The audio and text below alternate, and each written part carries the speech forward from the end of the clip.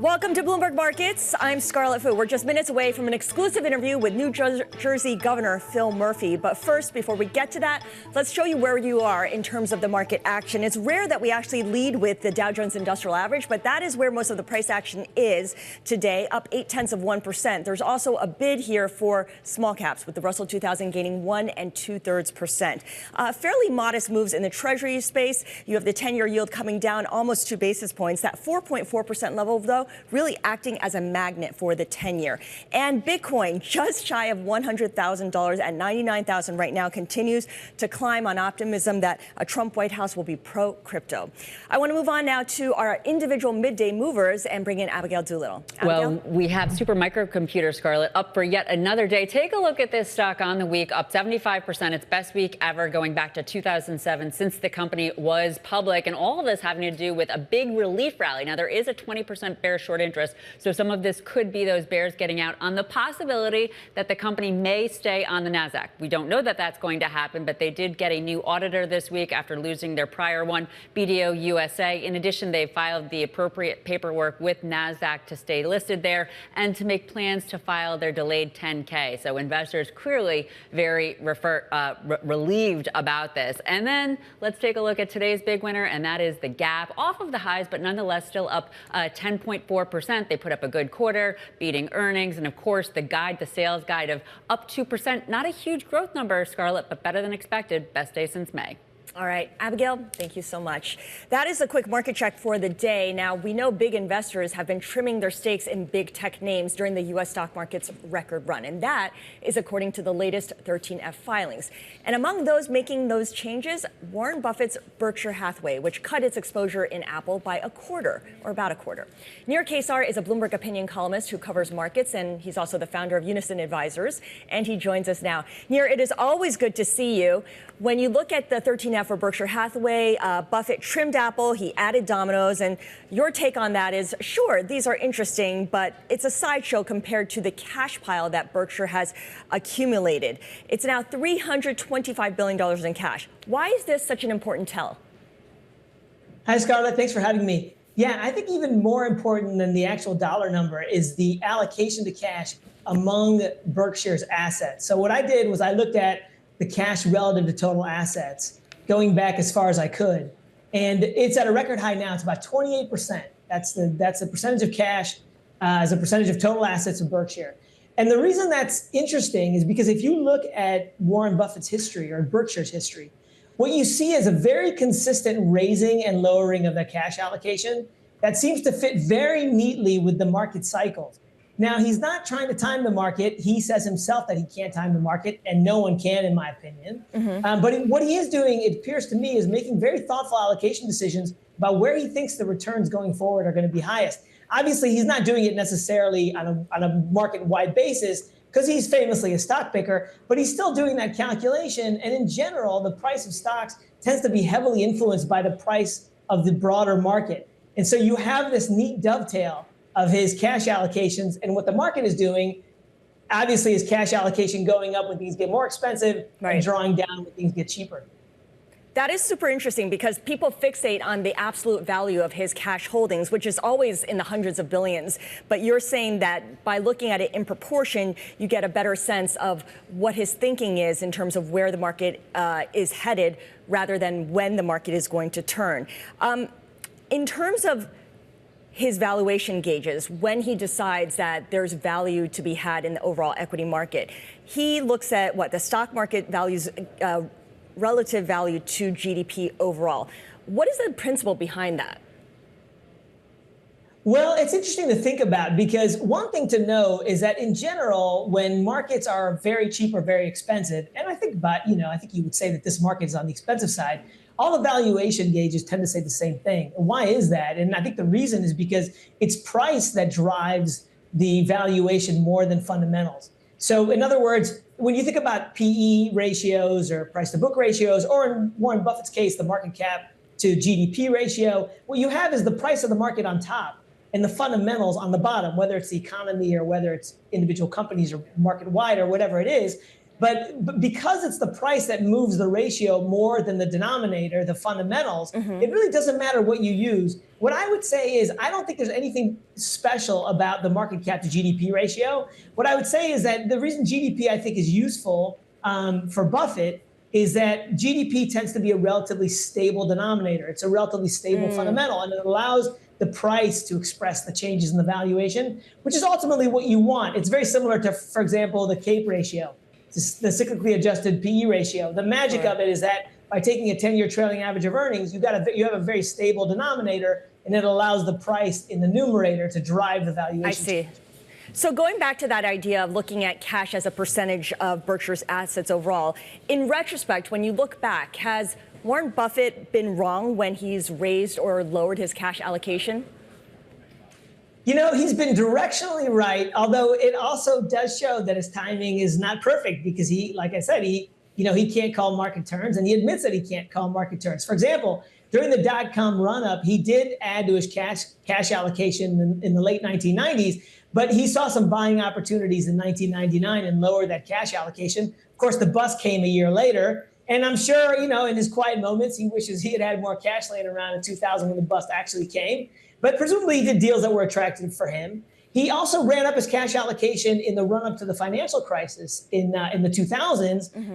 In that scenario, the cash allocation went down because the value of Berkshire's assets went up, not necessarily because he was going out there and buying. However, when the crash came, he did use that considerable cash allocation. It had gotten up to 25%, so just a hair shorter of where it is now, to go and buy all kinds of stuff, famously, investments in Goldman and Bank of America and all kinds of stuff that was distressed. So his cash allocations do align very neatly with what, in hindsight, have been boom and bust cycles in the market. Right.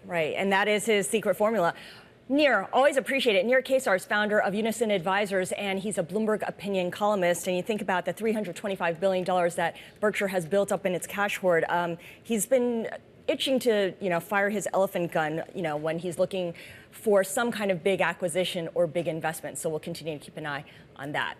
All right, a lot more coming up on Bloomberg Markets. We've got an exclusive interview with the New Jersey Governor Phil Murphy. It'll be a wide-ranging conversation. That's coming up next. This is Bloomberg.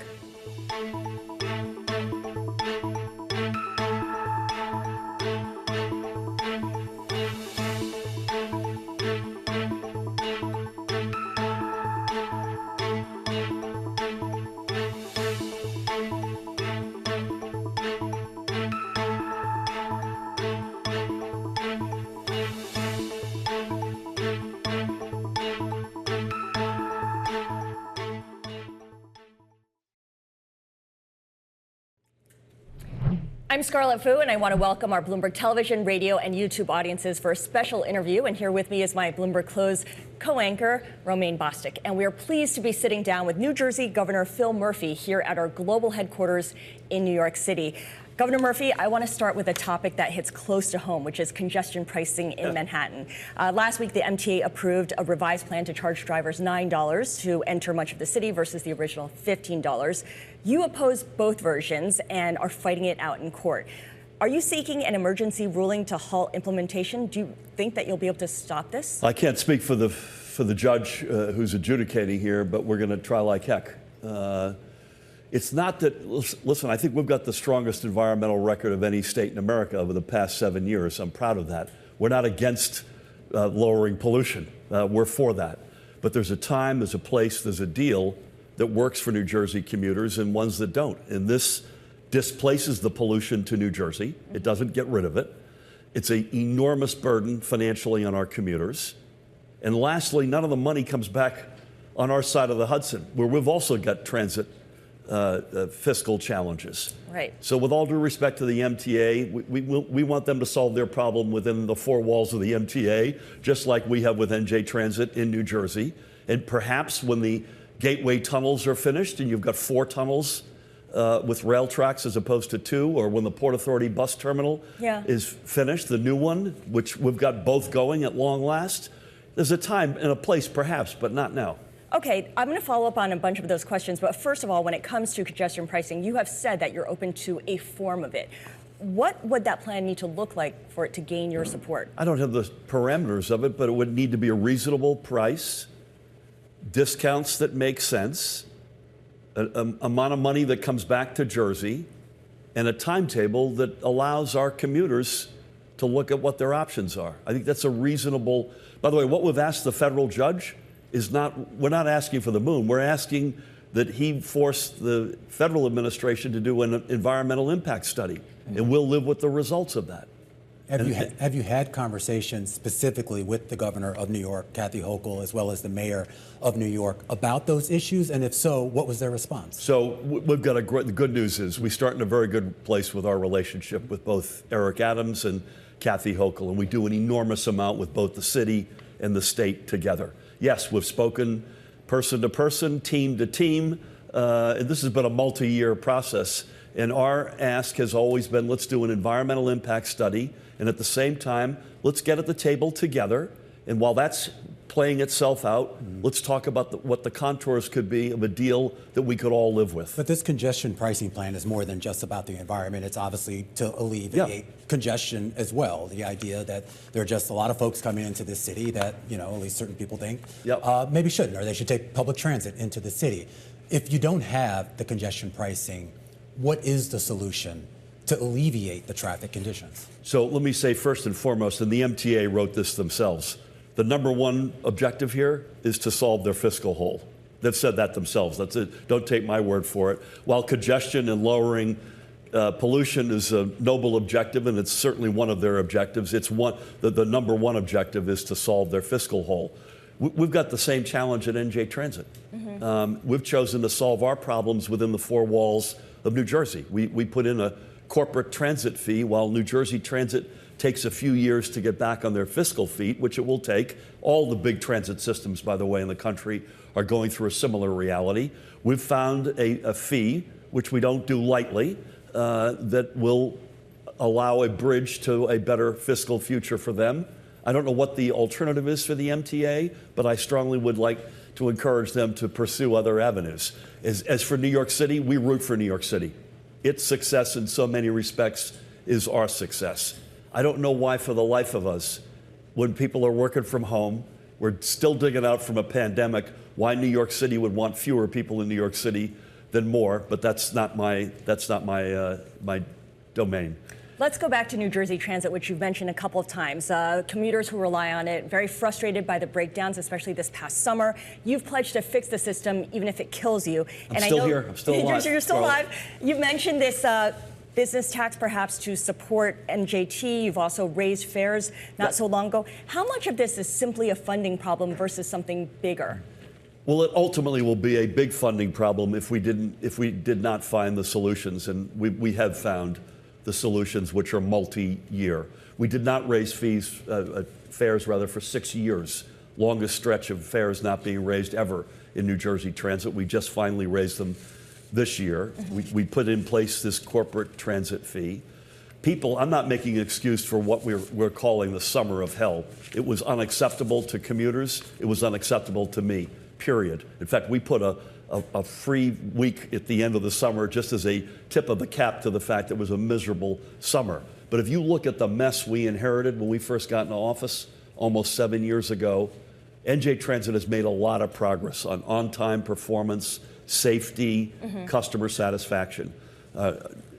We don't like anything on those less than 100%, and we will keep fighting until we get there. Romaine mentioned congestion. Obviously, that's a big goal. First time I've heard about that. The Gateway Tunnel project to build those 2 new tunnels under the Hudson River.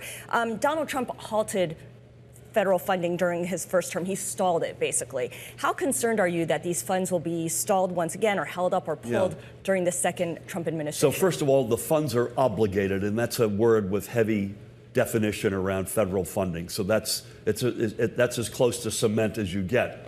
But having said that, we've found obligated and dispersed are 2 different things. Yeah, but obligated is a big step. Obviously, this is a 8 to 10 year project, so you can't expect that they'll all be dispersed at the moment.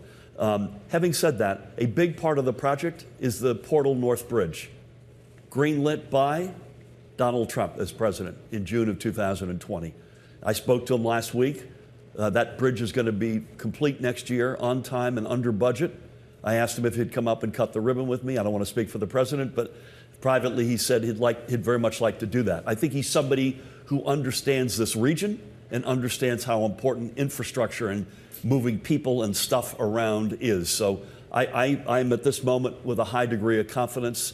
It's a huge union job, building trades, a job source of tens of thousands. I think the president will be in the right place on this. And you think you'll have a decent working relationship with him for the next year that you're in office? I mean, we're gonna fight on stuff as we did. When I walk out of here in January of 26, I will have been the longest serving Democratic governor alongside Donald Trump as president. We've already done it for 3 years. We fought like heck on where our values were challenged, our communities were assaulted or challenged, and we'll continue to do so. But that does not mean we will not aggressively look for common ground. I have a good relationship with him personally, and we'll continue to do both. When you first ran for governor 7 or 8 years ago, you ran on a platform of bringing jobs and bringing companies to New Jersey. What has that progress been? And I am curious if you find yourself in competition with your neighboring states, primarily New York and I guess to a smaller extent Connecticut, in attracting those companies and jobs. Yeah, so our story is a good one, but it's an incomplete one. We've made an enormous amount of progress on GDP growth, on job creation growth. Our unemployment numbers have been coming into a very good spot. We've got a lot of magnets in place that attract both companies and families. #1 public education system in America. Do new companies want to set up shop in New Jersey? You bet. The one area where before we got here we had really lost our way as a state was the startup community. And that's now changing dramatically. We've got these strategic innovation hubs in a number of different fields. Venture capital, we were top 3 in the nation in the first half of this year, behind only California and New York. That's the one area in particular where we had a lot of wood to chop and we've made a lot of progress. We're not there yet. We're not satisfied by any means, but a lot of good progress. So pharma has a strong foothold in New Jersey, and Yes. you're talking about startups as kind of the next big area of growth for the state. You bet. So life sciences, one of the big innovation hubs is in New Brunswick. It's being built as we speak, called the Helix. That will be a life science focused, both big companies, big hospital systems, Rutgers and Princeton with their research, as well as a big startup component. Okay, one last question here. New Jersey has long been a true blue state, but Donald Trump won more votes in 2024 than he did in 2020, and the state feels like it's shifting red. There are questions about whether New Jersey is the next battleground state. I wonder if you could talk to that, and also the single most important lesson that you think the Democratic Party must learn from the 2024 election. I don't see it as a battleground state. No? I just don't. That doesn't mean we're complacent about it for 1 second. And you're absolutely right. President Trump's margin was about 5 points in New Jersey. Joe Biden won New Jersey 16-ish points. By the way, if you look at New Jersey, Illinois, Maryland, New York, California. And that doesn't concern you as a Democrat? So the big blue states all shifted like that. It concerns me. Why did it shift, though? Do you know? A whole number of reasons. I think 12 to 15 individual reasons. It did not impact us down ballot. I would be hyper concerned, and I'm not saying I'm complacent about this because I'm not. We have to be sober, look in the mirror, analyze what happened. But I'd be really panicked if it had a down ballot impact. It did not for the most part. I'll give you an example. He won Passaic County, big Latino and Muslim populations, by the way. He won that county. Democrats had 4 countywide candidates, including 2 newbies. They all won handily. So the lessons, we have to figure out what the lessons are, but we also have to figure out what was at the top of the ticket and lessons that were unique to the top of the ticket versus Democratic Party down ballot lessons. What's the lesson that's worked for Democrats in New Jersey down ballot that didn't work at the top? Be on the side of working families, period. We're the #1 state in America to raise a family. That's especially true for working families. Own that space, invest in it, be present. And that has worked for us. Some would say the Democrats did that, certainly at the national level. I can't speak specifically to New Jersey. The issue wasn't whether they did that. The issue was how that was communicated to the voters. And I'm sure you know there were a lot of voters, both Democrats and Republicans alike, who looked at the economy over the last 4 years and did not feel that that investment was there, at least from the Democratic Party. Yeah, I mean, the notion is that it got too abstract. Yeah. Like nice sound bites, but where is it for me? Inflation is still in the system. People are looking, that's the data point that I think matters the most. What am I paying for X today versus 4 years ago? Is that still the number one thing you hear from your residents in New Jersey? I think the economy is still top of the list. It always has been, always will be. The fascinating reality in New Jersey and nationally both is that President Trump got some more votes in New Jersey than he got in 2020. A lot fewer people voted on our side. That to me is the people sat out the election. People sat on their hands, both nationally and in New Jersey. And that's something we have to get our arms around. Now, 2020 was an all vote by mail election, record turnout across the board, including in New Jersey.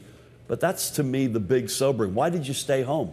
With so much at stake, how come you sat this one out? That, to me, is the question we need to get a crisp answer to. So what is on your to-do list as you get ready, or as a state gets ready for elections next November, to determine whether there's a Democratic governor to follow you up, or perhaps the a Republican governor takes your place? Yep. And so while we have not been a swing state at the presidential level or at the Senate, U.S. Senate level, we have been historically back and forth as governor. So we'll see how that plays out. There's a crowded field on both sides of the aisle, a lot of talent running for governor. So we'll see how that works. I think in terms of us, more of the same. So number one, public education system in America, keep investing in that. Keep expanding pre-K. Make sure you continue to be top healthcare, top 5 healthcare state in America. A big clemency initiative. I want to do parole reform, more broadly criminal justice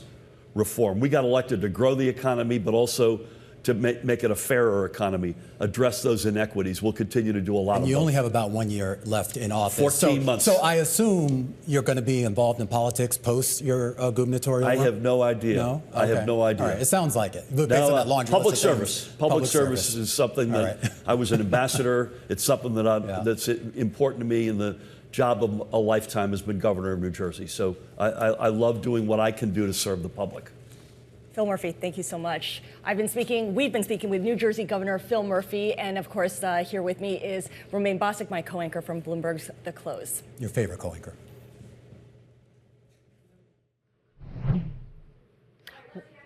Off to Abigail Doolittle with a market check. Abigail. Yeah, we have a bullish day here for stocks, Scarlett, and a bullish week. Right now, the S&P 500 up not a ton, but up a very healthy 0.4%. This is we've had some positive earnings reports, including from the Gap. That stock up more than 10% on a better outlook than expected. You can see some weakness, though, for China stocks down 1.3%. Chinese stocks in the Asian session falling between 2 to 3%. This having to do with geopolitical tensions, plus some of the tech selling that happened yesterday, and then tumbling into that Asian session, weighing here in the U.S. on those ADRs. Interestingly, though, not seeing it in bonds at all. There's not a haven bid. Take a look at the 2-year yield, up about 2 basis points. And this, of course, means that bonds are selling off. And then Bitcoin, oh my gosh, close to $100,000 per Bitcoin, above $99,000 per Bitcoin, up 1%. So the Trump trade with stocks up on the week and Bitcoin higher, Scarlett, it seems that Trump trade is still in place. Yeah, very little stopping that momentum in Bitcoin and the other cryptocurrencies, and as well as those companies that are involved in cryptocurrencies as well. Abigail Doolittle, thank you so much. As for Bloomberg Markets, that does it for this hour. I'm Scarlett Fu. Balance of Power is up next. This is Bloomberg.